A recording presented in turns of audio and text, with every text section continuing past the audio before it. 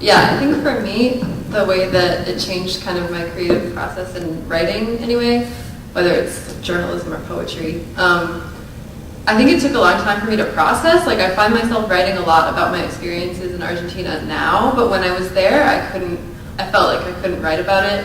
And if I tried, it wasn't like nearly as good as what I write now, because after going there and then coming back and like having the time to examine it, I think is what made me realize the huge differences. And also, you made me think of it because you mentioned the frustrations every day, and like there are some days where you're just like, why am I here? I want to go home. But and I think for me, a huge part of what I've written about since I've come back is riding the bus in Argentina, and I think someone else here has a presentation about that they're doing. Yeah, and that was like time to reflect and just like think, and like once you get on the bus, it's like it's okay, and if you get on the right bus, and which you didn't always, but and so I think that the distance for me from then to now, both in time and distance, is what has helped my creative process, definitely. This is a question about how your off-campus experience shaped your academic experience once you returned to campus. Did it change the path you were on, or did it solidify the path you were on? What did you do once you came back?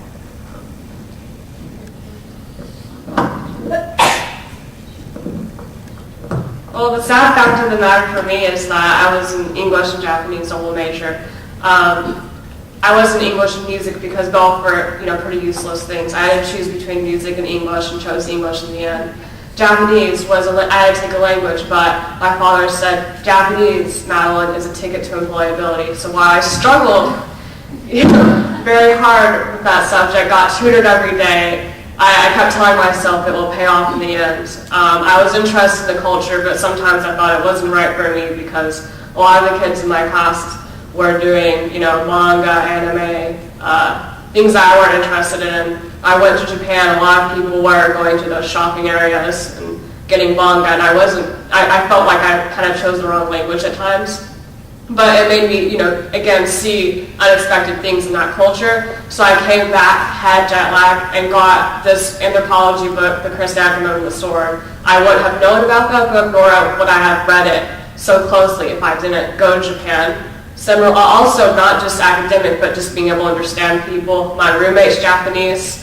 One of the first days of class this semester, she left the room at like an hour before her class, and I was thinking, why isn't she sleeping? She could be sleeping. Why is she leaving so early? And I remembered, oh, she's Japanese. She has to be an hour early for everything. That's just her. And I began to appreciate people more. And then, similarly, when you're in the language class and the teacher describes something to you, you're going to catch on that much faster. You're going to be able to visualize what it's like, and you're going to be able to respond more properly.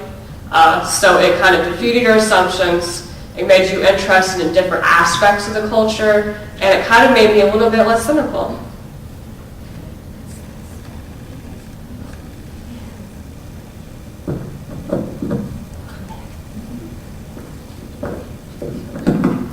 Well, I'm an English major, and my program in Florence was geared towards history and art predominantly, which happened to be my two worst subjects. And I didn't really know that my time in Italy would enhance my place in the English department at Monmouth College, but it absolutely has, which is stupid of me to think, because whenever you learn a language, then you gain a much greater appreciation and understanding for all languages. And I think it's the little idioms that I learned over there that say so much about the culture more than anything.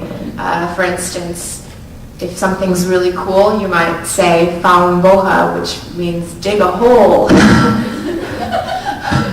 Well, I don't know where that comes from, but it's amazing.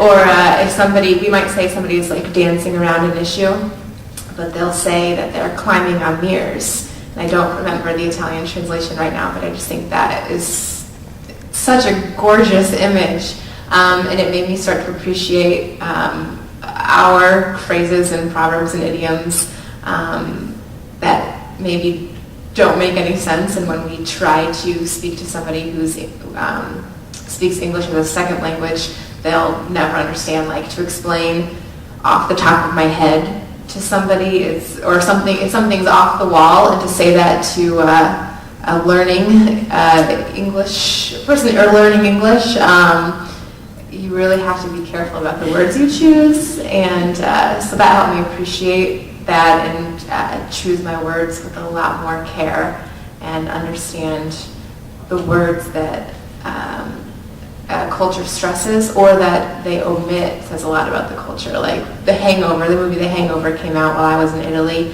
but they couldn't call it The Hangover because they don't actually have a word for that over there, which says a lot about their culture and about ours as well.